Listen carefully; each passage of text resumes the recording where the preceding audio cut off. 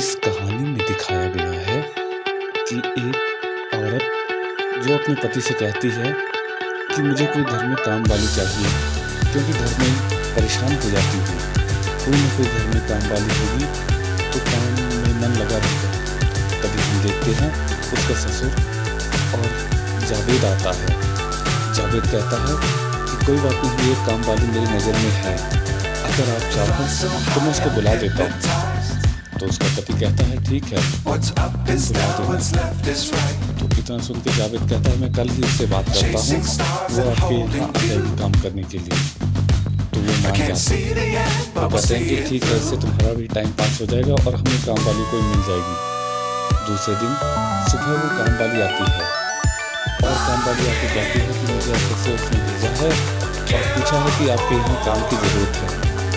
तो उसको बुलाती है, उसको देख करके कहती है कि तुम तो ऐसा लगती नहीं हो कि काम वाली हो। पर वो कहती है ये मजबूरी के कारण मैं काम वाली बनी हूँ।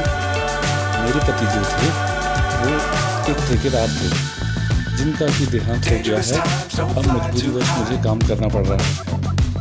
ये देख करके वो मान जाती है, कहती है ठीक है, अच्छा चलो तुम करो काम। वो जो देखते हैं कुछ उसके मन में लालच होता है, वो पैसे जो घर से चुराती है पर वही छुपा लेती है। घर वाले सोचते हैं कि वो पैसे इसी ने चुराए हैं, उस पर सभी शक करते हैं, किंतु उसने वही छुपाए थे। उसका ससुर जो होता है जिसका नाम विनोद है, वो उसकी काफ़ी तारीफ करता है, कहता है नहीं कहीं यहीं गिर गए होंगे पैसे। तो ये देख करके वो जब वहीं को ढूंढते हैं, इससे अब वो जो थी काम वाली अब वो विनोद की तरफ आकर्षित होने लग जाती है। और विनोद जो थे वो जब उसकी हर बात में साइड लिया करता था, तब ये देख करके वो उसकी तरफ आकर्षित होती है और उसको जब भी टाइम लगता तो वो उससे मिलने लग पड़ती और उसको अब धीरे धीरे अपनी ओर आकर्षित करती है।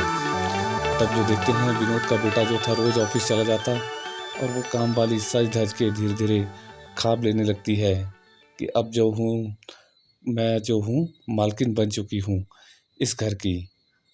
तो वो ख्वाब ले रही होती है कि अब मुझे जो है यहाँ की मालकिन बनना है। ये किस तरीके किया जाए, तो वो धीरे धीरे जो थी वो किसी तरीके से वहाँ पर अपना वो लगाने लगती है कि अब मैं जो हूँ बाबूजी को आकर्षित करती हूँ। और वो जब भी समय मिलता तो विनोद को अपनी ओर आकर्षित करती। धीरे धीरे जो था विनोद को भी उसकी तरफ आकर्षित होने में ज़्यादा समय नहीं लगा, वो भी उसकी तरफ आकर्षित होता चला गया और उसको भी उसमें काफ़ी दिलचस्पी लेने लगा। अब जब वो घर से चला जाता उसका लड़का, तो जो थी वो अकेली होती और बाबूजी वो भी अकेले होते। तो ये दोनों अकेले होते, धीरे धीरे ये जो थे नज़दीक आने लगते हैं।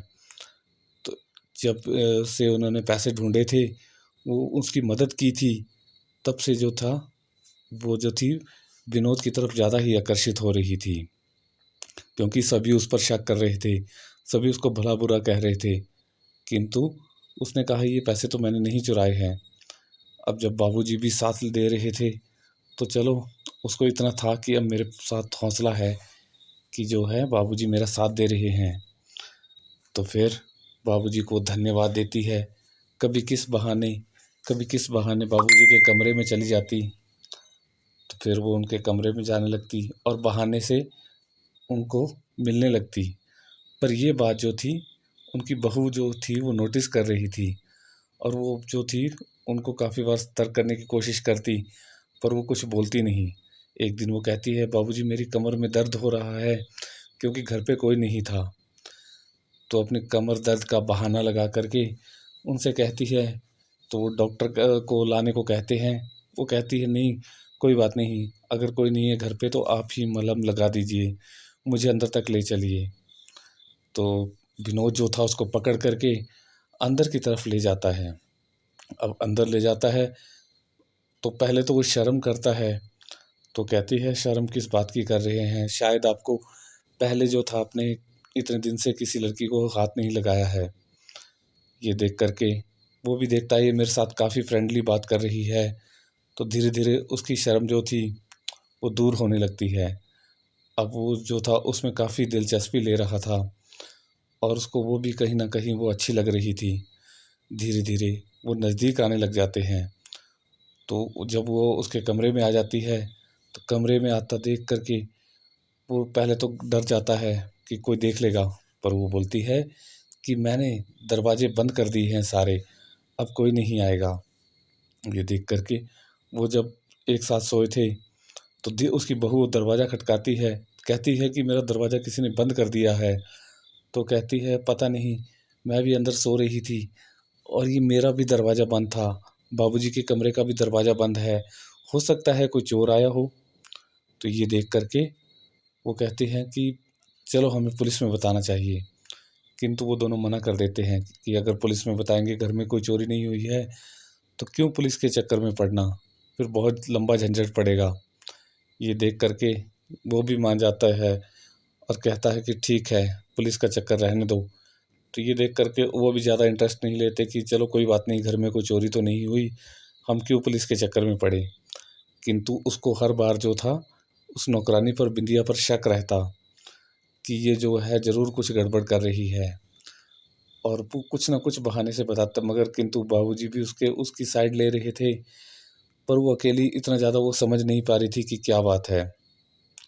तो जब भी बाबूजी को उसके टाइम मिलता वो उसके साथ समय बिताते रहते और उनको कहीं ना कहीं अच्छा लग रहा था।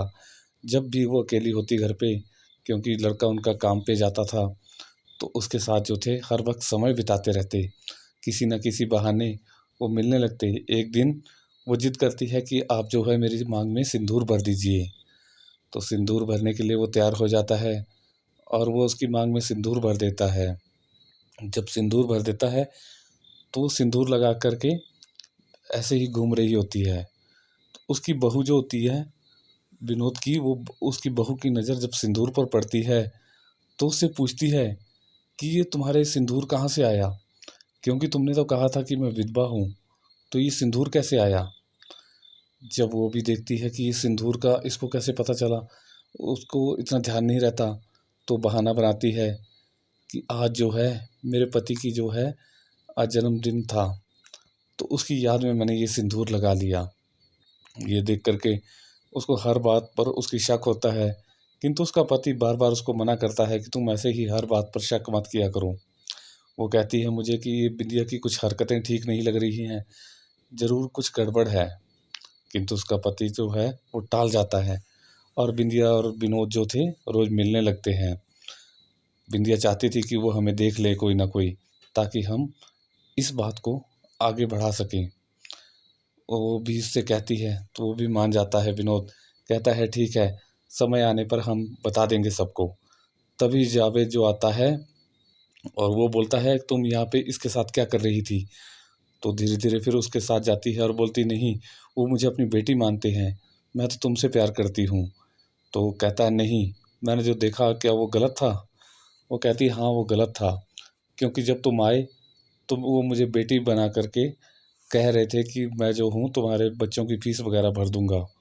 तो ये देख के वो मान जाता है और उसको फीस दे देता है, कहता है ये लो बच्चों की फीस भर देना। तब जो थी वो दोनों को दिखाया जाता है कि दोनों को बेवकूफ़ बना रही थी, तो उससे भी फीस ले लेती है और उससे भी पैसे ले लिया करती थी। किंतु उसकी बहू को, विनोद की बहू को हर बात पर उसकी शक हो रहा था कि क्या है, क्योंकि एक बार वो देखती है कि वो उल्टियाँ कर रही थी। जब वो उल्टियाँ कर रही थी तो उसको इस बात पर शक हो जाता है कि ये उल्टियाँ किस बात की कर रही है। तो वो कहती है कि मैंने गलत सलत खा लिया है कुछ, जिस कारण मुझे उल्टियाँ हो रही हैं। तो कहती है कि जो हमने खाया वही तो तुमने खाया था, फिर तुम्हें कैसे वो हो रही हैं। वो डॉक्टर बुलाती है और डॉक्टर जो है चेकअप करने के बाद बोलती है कि ये जो है पेट से है। अब वो धीरे से उसको विनोद को बताती है कि देखो ये तुम्हारा बच्चा है, और वो कहती है कि ये ज़रूर घर में कुछ चल रहा है। तभी जो नाम लेने वाली होती है कि ये बच्चा किसका है, तो जुनैद आ जाता है। तो कह देती है कि ये जुनैद का बच्चा है। अब जो है बाबूजी को उसको थोड़ा घबराहट कम हो जाती है कि कहीं मेरा नाम ना ले दे। अब जब वो जुनैद का नाम लेती है तो वो उससे पूछते हैं कि तुमने ऐसा क्यों किया, तुमने उसका नाम क्यों लिया जबकि तुम मुझसे प्यार करती हो। तो बताती है कि अगर मैं आपका नाम लेती तो सभी जो थे वो आप पर शक करते। और जुनैद को मैंने पहले ही बता दिया था कि ये बच्चा आपका है, इसलिए जुनैद को कोई भी वो नहीं। और वहाँ जुनैद उससे पूछता है कि तुम ये क्या है, तुमने पहले क्यों नहीं बताया? कहती है ये बच्चा तुम्हारा ही है। वहाँ पर विनोद का बेटा और बहू कहीं बाहर जा रहे होते हैं, तो अपने बाबूजी से कहता है कि बाबूजी हम आकर के आराम से बात करेंगे, आप इतने पैसे निकलवा रहे हो, कहाँ जाते हैं? जो कुछ भी है अब थोड़ा संभल के रहिए, क्योंकि ये पैसों का भी मामला है। तो कहता है हम आके बात करते हैं इस बारे में, अभी हम कहीं जा रहे हैं। तब जो थे ये बाहर चले जाते हैं घर से, और जब घर से बाहर निकल जाते हैं तो फिर जो था विनोद और वो उसकी नौकरानी अब घर पे अकेले थे। अब वो घर पे आराम से रह सकते थे, उन्हें कोई रोकने टोकने वाला नहीं था। अब उसको बेटे को जो थी काफ़ी चिंता होती है, वो फ़ोन करता है, उसके बाबूजी का फ़ोन बंद था। तब जो था उसकी नौकरानी बिंदिया फ़ोन उठाती है और कहती है बाबूजी घर पे नहीं हैं, वो कहीं बैंक से गए, काम से गए थे, वो अभी तक आए नहीं हैं। ये देख कर के वो उन्हें चिंता होती है, पुलिस स्टेशन जाते हैं और सोचने लगते हैं कि बताइए ये सब वो नहीं मिल रहे हैं, कहाँ है बिंदिया, और सबकी जो ऑल डिटेल निकालती है। फिर पुलिस बोलती है कि अगर बिंदिया तुम जुनैद से कही, वो कहती है अभी अभी, इससे मेरी ज़्यादा बात नहीं होती। किंतु पुलिस वाला है कि तुम इतना फर्क में हो, इतना कोई पति पत्नी नहीं होते, तुम्हारा इतनी क्या बातें होती हैं? अब पुलिस वाले गुस्से में जब उससे डांट के पूछते हैं ज़बरदस्ती, तो बता रहे हैं कि हमने उसको मारा है, क्योंकि मैंने उसको देखा वो घर पे अकेला था और वो जो था बिंदिया के साथ था। ये देख के मैं अपने आप को रोक नहीं पाया कि क्या बिंदिया मुझे धोखा दे रही है, और मैंने गुस्से में उसको मार दिया।